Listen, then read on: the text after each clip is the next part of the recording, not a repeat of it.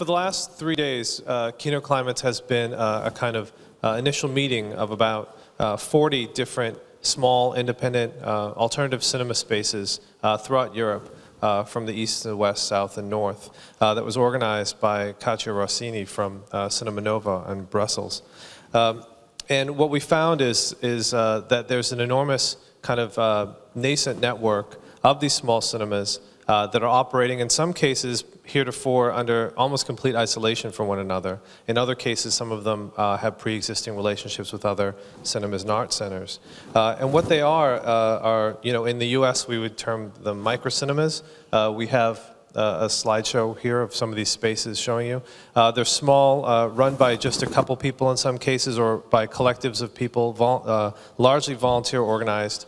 And they present a variety of programming ranging from experimental cinema to documentary, community-based media, activist media, but also in some cases things that might be recognized as more traditional cinema programming, like second run features, repertory cinema, and so forth, depending on the venue. What struck me is that from Vilnius to Rome and from Budapest to Newcastle, these people were amazed that they're not alone. They resemble each other in many ways. I mean, even physically, almost all of them in their 30s. Inventively dressed and white. It's always a puzzle to me why this scene is very vibrant and alive and community-oriented, but white. The other thing is, the main thing is probably, this is a scene, this is the heart and soul of authentic cinema. It has been here since the foundation of cinema clubs. It is very strong and it will be there. This is not a dying species. This is a kind of cinema screening and showing that will remain, whatever the industry does, whatever the art house scene does. What I've noticed in the US, even in New York City, is that in terms of film exhibition, the middle ground has been knocked out, and I think distributors are well aware of this. Increasingly, it's a kind of Manichean system where you've got this high-end chains and so forth in a lot of cities, and you've got these very scrappy, artist-run, volunteer-run, passion-run spaces on the other level. And the middle ground where you formerly could make money in an independent cinema, independently owned in a lot of cities in the US, is completely gone. And I definitely get the sense that that's happening here, or has happened here as well. And so in this kind of environment, to me, it seems that distributors would be smart to find some way to work with this scrappy, as Chris mentioned. It's not going anywhere because it's actually not beholden to the market. It's not run for market reasons. It's run for reasons of passion and a desire to continue the theatrical cinematic experience in the face of technological change and social changes. So in a way, it's kind of like you could make, I mean, to put it bluntly, you could make no money from this world, or you could make some money from this world. The choice seems to me only one or the other.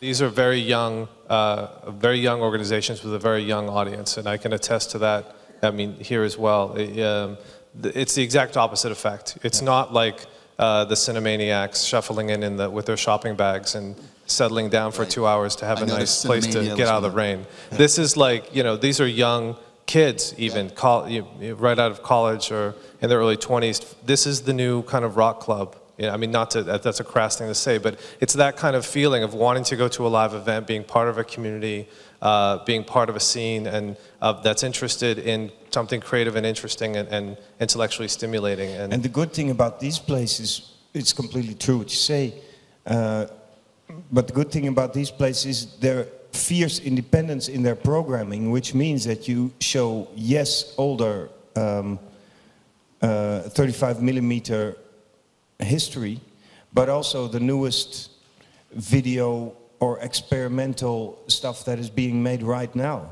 During our screenings these days, we've seen stuff that was made in 2010. When we're talking about the internet and digital, is this because it sometimes sounds a bit of a kind of hobby element, which is certainly no insult, you know, bringing 35mm in that way, but is the internet part of, has that been part of the discussion about building communities and communication? Well, the internet is an obvious tool for creating a network like this, but I believe in the programming as well. A lot of the programming in these venues is also about contextualizing the work that you show. And you do that also by using the internet, be it in the form of an example that we were given of Skyping with the maker when you don't have the money to actually invite him, or showing stuff that you get from the internet which can be useful in the context of the main feature you're showing. Sometimes art house cinema can become like a temple. It becomes somewhere that can be quite unwelcoming and feeling like, you know, it's of a certain age.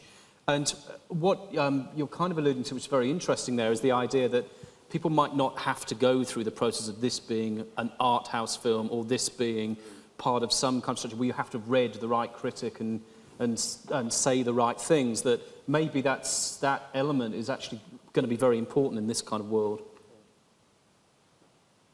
You just agree, that's fantastic. Yeah, no, I'm not sure whether... Was there a question mark at the end of that? No, not at all. I don't do question marks, that's fine. Well, let's thank Chris Coolemans and Ed Helter. Thanks a lot. Good on.